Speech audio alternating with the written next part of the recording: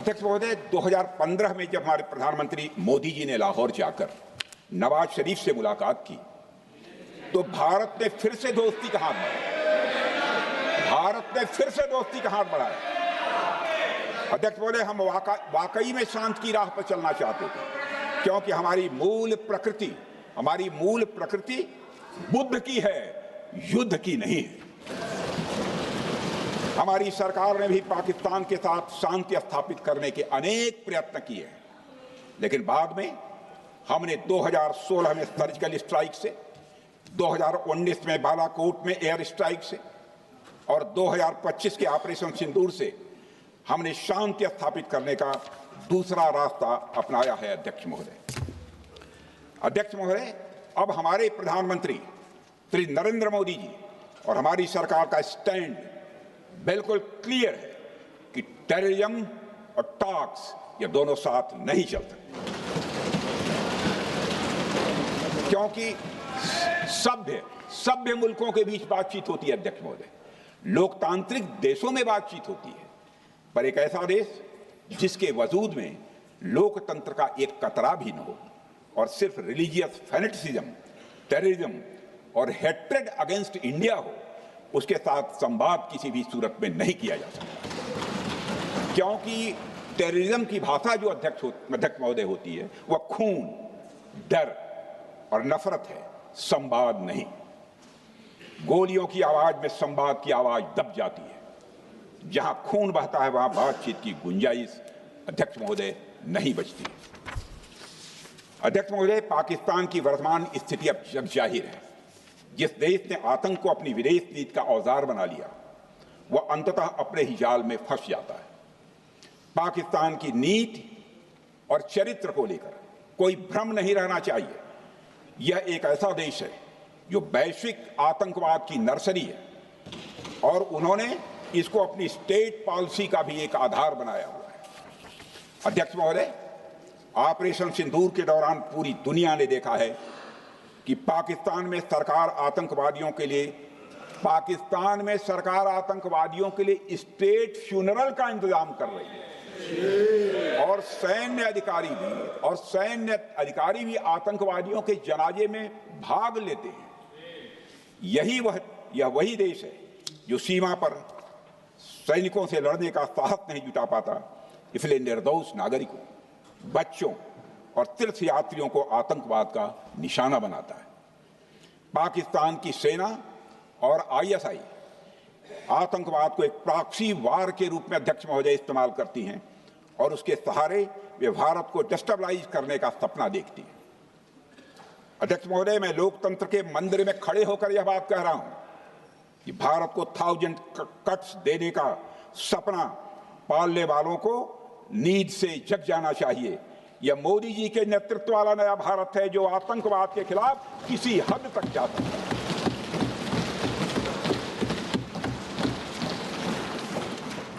अध्यक्ष महोदय, आप भारत का इतिहास जानते हैं।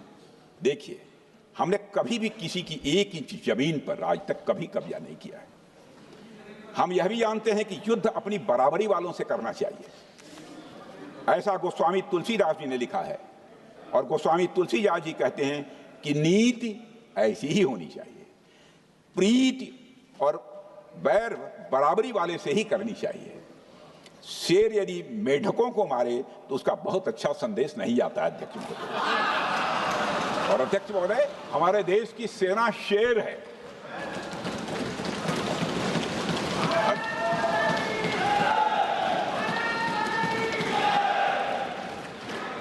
अध्यक्ष महोदय, पाकिस्तान जैसा देश जो साइज, सामर्थ्य, शक्ति और समृद्धि में हमारे आसपास भी नहीं है, उस मुल्क से कैसा मुकाबला? जो मुल्क अपने अस्तित्व के लिए दूसरों पर आश्रित हो, उसके मुकाबले का मतलब है अपना स्तर कम करना। हमारी नीति है आतंकवाद के खिलाफ प्रभावी कार्रवाई करना।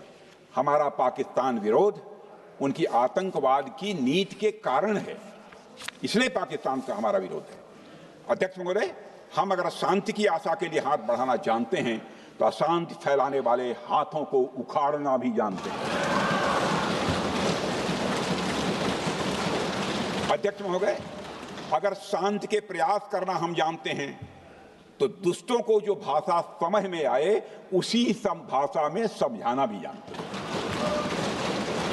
सठे साक्ष्यम समाचरेत, अर्थात दुष्ट के साथ दुष्टता का ही व्यवहार करना पड़ता है कभी कभी। अध्यक्ष महोदय, हमने भगवान कृष्ण से सीखा है कि शिशुपाल की 100 गलतियां माफ की जा सकती हैं, पर अंत में धर्म की रक्षा के लिए सुदर्शन चक्र उठाना ही पड़ता है। हमने पार्लियामेंट का अटैक सहा है अध्यक्ष महोदय, 2008 का मुंबई अटैक सहा है, झेला है, लेकिन अब हमने कह दिया है इनफ इज इनफ। अब हमने सुदर्शन चक्र उठा लिया है अध्यक्ष महोदय। अध्यक्ष महोदय, हमारी प्रवृत्ति भगवान राम और भगवान कृष्ण से प्रेरित है, जो हमें शौर्य भी सिखाती है और धैर्य भी सिखाती है।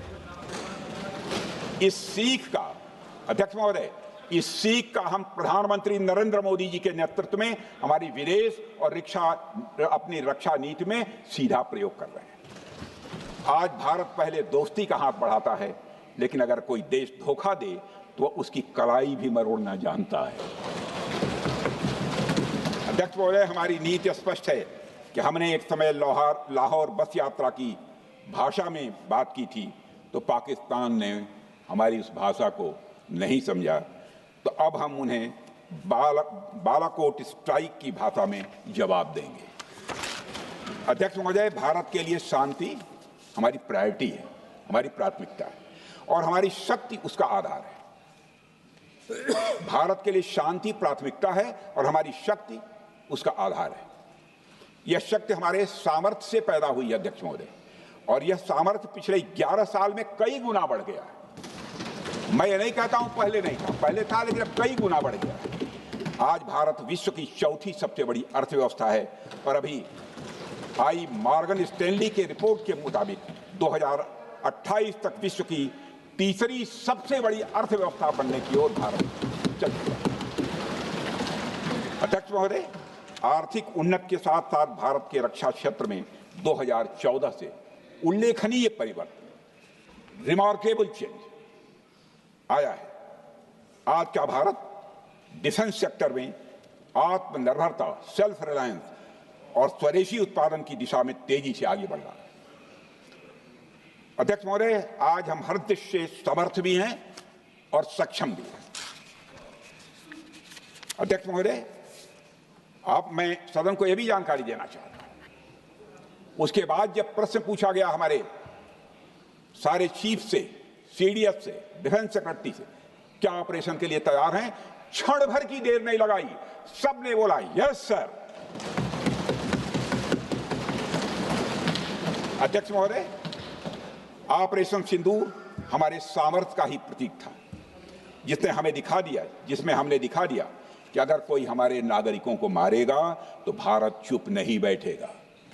भारत की आत्मरक्षा के लिए हमारा राजनीतिक तंत्र और नेतृत्व बिना किसी दबाव के काम करेगा।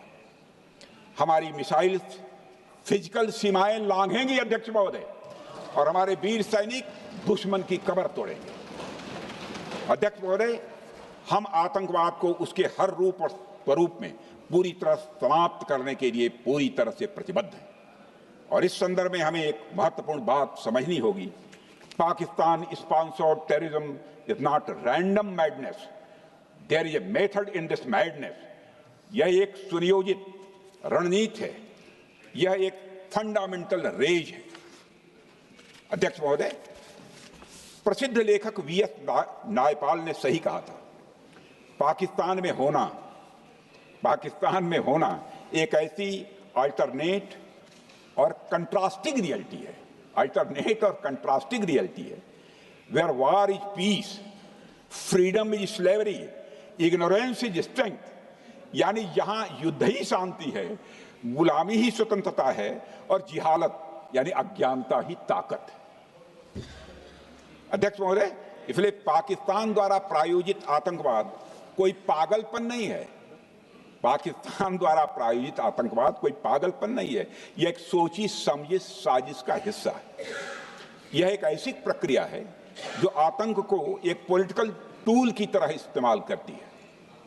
यह सिर्फ आतंकवाद नहीं, यह एक टूल किट है, एक ऐसा टूल किट जिसे पाकिस्तान की सेना और उसकी एजेंसियां एक नीति की तरह अपनाए हुए हैं। This tool kit is in opposition to civilized code of conduct that the rest of the world prefers to abide by.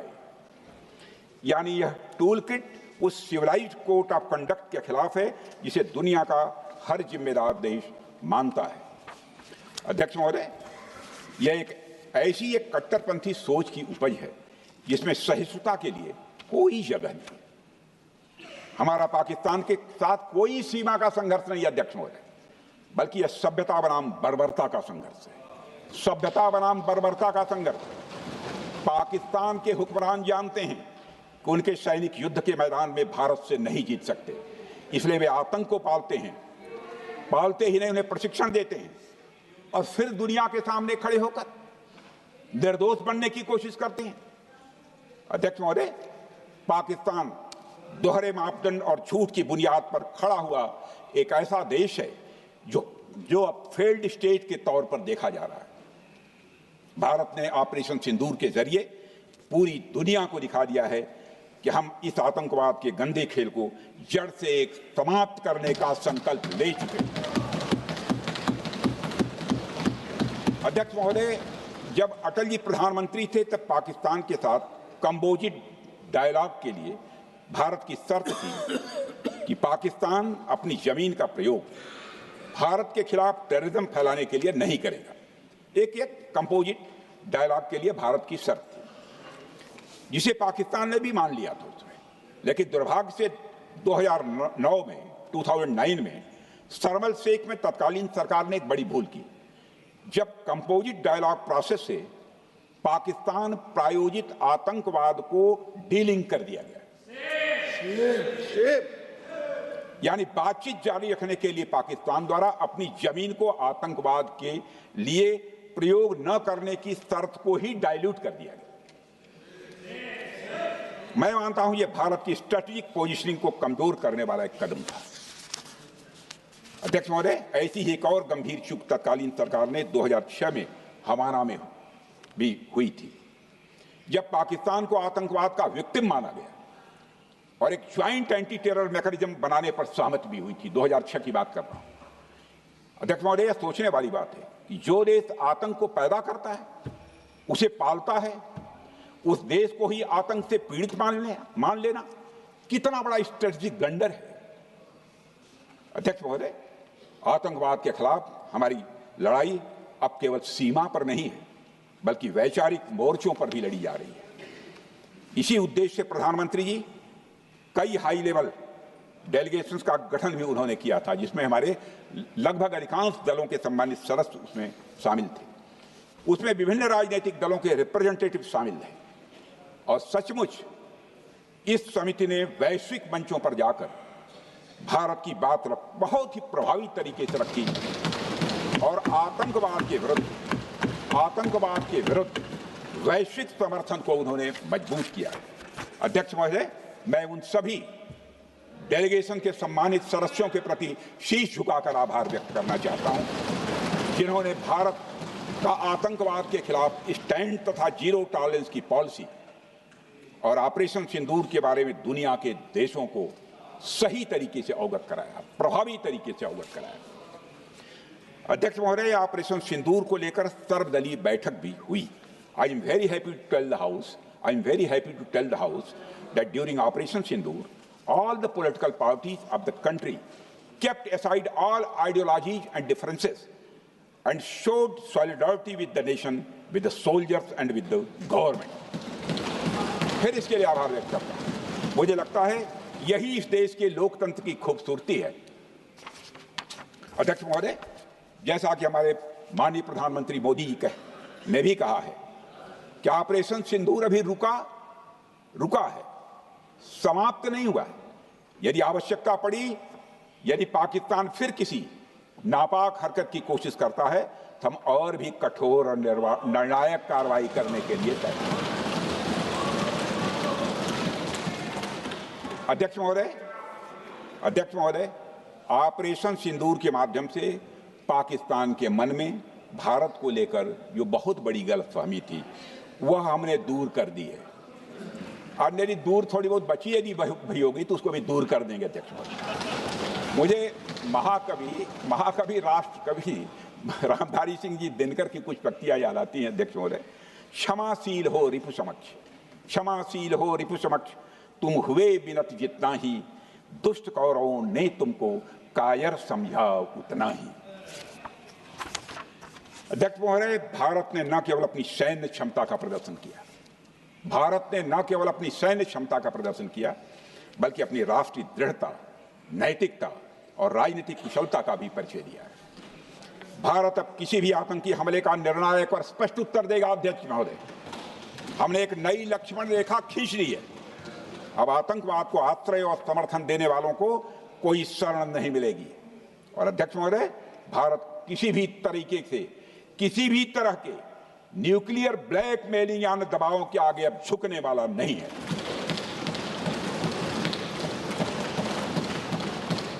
अध्यक्ष महोदय, ऑपरेशन सिंदूर के माध्यम से जो हमने किया और उससे पहले सर्जिकल स्ट्राइक और एयर स्ट्राइक के जरिए जो संदेश दिया गया वह बहुत पहले ही हो जाना चाहिए, लेकिन जो होता है समय पर ही होता है।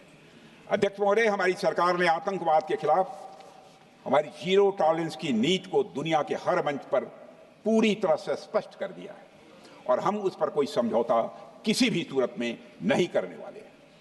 अभी कुछ सप्ताह पहले मुझे शंघाई कोऑपरेशन ऑर्गेनाइजेशन की डिफेंस मिनिस्टर्स मीटिंग में जाने का अवसर मिला था।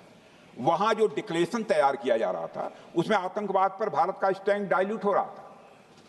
हमने साफ कह दिया कि जब तक आतंकवाद के मुद्दे पर भारत का स्टैंड रखा नहीं जाएगा हम किसी ज्वाइंट स्टेटमेंट पर साइन नहीं करेंगे और इसकी वजह से वहां कोई ज्वाइंट स्टेटमेंट नहीं आएगा। अध्यक्ष महोदय, इसका परिणाम क्या? अब देखिए, हमारे प्रधानमंत्री जी ब्रिक्स की बैठक में ब्राजील गए, करिश्मा किया है हमारे प्रधानमंत्री। तो चीन की मौजूदगी में जो ज्वाइंट डिक्लेरेशन आया उसमें जम्मू और कश्मीर में हुए आतंकी हमले को कंडेम भी किया गया। यह प्रधानमंत्री ने करिश्मा करके दिखाया, यानी भारत की बात अंततः मानी गई। और यह ब्रिक्स सम्मेलन के इतिहास में पहली बार हुआ जब जम्मू एवं कश्मीर में हुए किसी आतंकी घटना को खुलकर कंडेम किया गया। मैं इस सदन को याद दिलाना चाहता हूं, 2008 में मुंबई में इतनी बड़ी आतंकी घटना हुई, मगर उस समय की सरकार को जो प्रभावी कार्रवाई करनी चाहिए थी वो शायद नहीं हो पाई। लेकिन उसमें सबसे दुखद और आश्चर्य की बात है, कई वर्ल्ड फोरम, इंटरनेशनल फोरम पर जो उसका कंडेमनेशन होना चाहिए, जो उसकी निंदा की जानी चाहिए, वह भी जितना होना चाहिए नहीं हो पाया। अध्यक्ष, यदि आप उस घटना के बाद हुए ब्रिक्स सम्मेलन के डॉक्यूमेंट्स उठाकर देख लीजिए, मुंबई आतंकी हमले का कहीं जिक्र भी नहीं है। और अध्यक्ष महोदय, जब केंद्र में प्रधानमंत्री मोदी जी के नेतृत्व में सरकार बनी तब जाकर कहीं के हालात कुछ बदलने शुरू हुए और साल 2017 में हुए ब्रिक्स सम्मेलन में पहली बार 2017 में हुए ब्रिक्स सम्मेलन में पहली बार आतंकवाद से लश्कर और जैश जैसे आतंकवादी संगठनों को जोड़ा गया। यह भी अपने में करिश्माई काम था। यह परिस्थिति इसलिए बनी क्योंकि इसके ठीक एक साल पहले उरी की घटना के भारत की सेनाओं ने सीमा पर जाकर सर्जिकल स्ट्राइक की थी। हमने दुनिया को बताया कि आतंकवाद के खिलाफ हम सरहद के इस पार भी मारेंगे और जरूरत पड़ी तो आतंकियों के घर में घुसकर भी मारेंगे। यह बदलाव प्रधानमंत्री मोदी जी के नेतृत्व में आया है। अध्यक्ष महोदय, यह वही नीति है जो पहले की सरकारों को भी अपनानी चाहिए थी। उन सरकारों को जिनके शासनकाल में भारत ने सबसे भीषण आतंकी हमलों का सामना किया, जिनमें 2008 का मुंबई हमला आज भी हर हिंदुस्तानी के जहन में बैठा हुआ है, जिंदा है, एक न भूलने वाली त्रासदी के रूप में जिंदा है। अध्यक्ष महोदय, मैं श्री प्रणब मुखर्जी जी ने अपनी किताब द कोलिशन ईयर्स में लिखा है मेरे पास है भी, कोalition ईयर्स में लिखा है कि जब मुंबई अटैक हुआ था, प्रणब मुखर्जी प्रणोदा ने लिखा है, जब मुंबई अटैक हुआ था, India had evidence that the terrorist came from Karachi port. Pakistan के नॉन स्टेट एक्टर्स के बहाने पूरी दुनिया में, नॉन स्टेट एक्टर्स के बहाने को पूरी दुनिया में कोई मान नहीं रहा था। उन्होंने लिखा है प्रणोदा ने, and I quote, amid heated debates within the cabinet, there was a demand for military intervention which I rejected। या उन्होंने लिखा, मैंने नहीं लिखा है, अनकोट। अध्यक्ष महोदय, भारतीय विदेश सेवा के एक वरिष्ठ अधिकारी ने भी अपनी किताब में इस बात की पुष्टि की है, जिनका नाम है अजय विसारिया, और वो शायद फॉरेन सेक्रेटरी थे, कि मुंबई हमले के तुरंत बाद एक उच्च स्तरीय बैठक हुई थी जिसमें तत्कालीन विदेश मंत्री प्रणोदा ने पूछा व्हाट शुड बी डन। तो विदेश सचिव शिवशंकर मेनन जी ने सुझाव दिया कि भारत मोरदके में लश्कर तोयबा के मुख्यालय पर क्रूज मिसाइल से हमला कर सकता है। यह सुनकर प्रणोदा ने चश्मा उतारकर साफ किया और सभी अधिकारियों को धन्यवाद देकर बैठक समाप्त कर दिया। अध्यक्ष महोदय, उस समय की सरकार ने जो सही समझा वो किया, पर मैं मानता हूं कि अगर तब की सरकार ने भी 2016 सर्जिकल स्ट्राइक, 2019 एयर स्ट्राइक जैसे निर्णायक और कठोर कदम उठाए होते तो पाकिस्तान की स्ट्रेटजिक कैलकुलस बदल सकती थी। एक पावरफुल और डिसाइसिव एक्शन पाकिस्तान और उनकी सेना के द्वारा इस 500 टेररिस्ट ऑर्गेनाइजेशंस के लिए बड़ा डिसइंसेंटिव साबित हो सकती थी। अध्यक्ष महोदय, 2008 में मुंबई हमलों के बाद उस समय की सरकार ने सिर्फ बातचीत का मार्ग चुना था। मैं स्पष्ट करना चाहता हूं, यह कोई आलोचना नहीं है अध्यक्ष महोदय, न उस सरकार की, न उस समय के प्रधानमंत्री की, और न ही उन नेताओं की। उस समय की लीडरशिप को जो सही लगा उन्होंने वह निर्णय लिया। अध्यक्ष महोदय, बस मैं इतना ही कहना चाहता हूं कि आज का भारत अलग सोचता है और अलग तरीके से काम करता है। हमारा मानना है यह आपका प्रतिद्वंदी आतंक को रणनीति बना चुका हो और बातचीत की भाषा नहीं समझता हो तो standing firm and being decisive के अलावा कोई विकल्प नहीं बचता है। अध्यक्ष महोदय, आज हमारे प्रधानमंत्री मोदी जी के नेतृत्व में भारत वह देश नहीं रहा जो पहले था। Two-day doziers have been replaced by decisive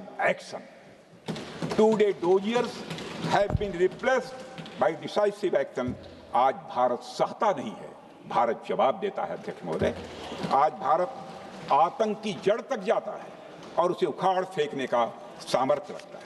अध्यक्ष महोदय, मैं इस सदन को और देश की जनता को यह विश्वास दिलाना चाहता हूं कि हमारी सरकार, हमारी सेनाएं और हमारी लोकतांत्रिक संस्थाएं सब मिलकर, हम और ये सारे लोग सभी मिलकर देश की एकता, अखंडता और सुरक्षा के लिए जो भी कदम उठाना आवश्यक होगा वह कदम उठाएंगे और उसके प्रति हम पूरी तरह से कमिटेड हैं। अध्यक्ष महोदय, अंत में मैं केवल इतना ही कहना चाहता हूं, यह समय एकजुट होकर अपनी सुरक्षा, संप्रभुता और आत्मसम्मान की रक्षा के संकल्प को और अधिक मजबूत करने का है। हमें यह याद रखना होगा कि हमारी सामाजिक और राजनीतिक एकता ही यह हमारी सबसे बड़ी ताकत है। अध्यक्ष महोदय, आतंकवाद को समर्थन देने वालों को यह स्पष्ट संदेश चला गया है कि भारत अपनी मातृभूमि की रक्षा के लिए पूरी तरह से संकल्पबद्ध है। आइए हम सभी दलगत भाव से ऊपर उठकर संघवरध्वम के मंत्र से प्रेरणा लेकर एक साथ खड़े हो जाएं और हम इस राष्ट्रीय संकल्प को मजबूत करें। यही हम सबका राष्ट्रीय दायित्व है। और इन्हीं शब्दों के साथ अध्यक्ष महोदय, आपने मुझे विचार रखने का अवसर दिया, आपके प्रति आभार व्यक्त करते हुए और अपने सभी सम्मानित सदस्यों के प्रति धन्यवाद व्यक्त करते हुए अपना निवेदन समाप्त करता हूँ। सबने शांतिपूर्वक बात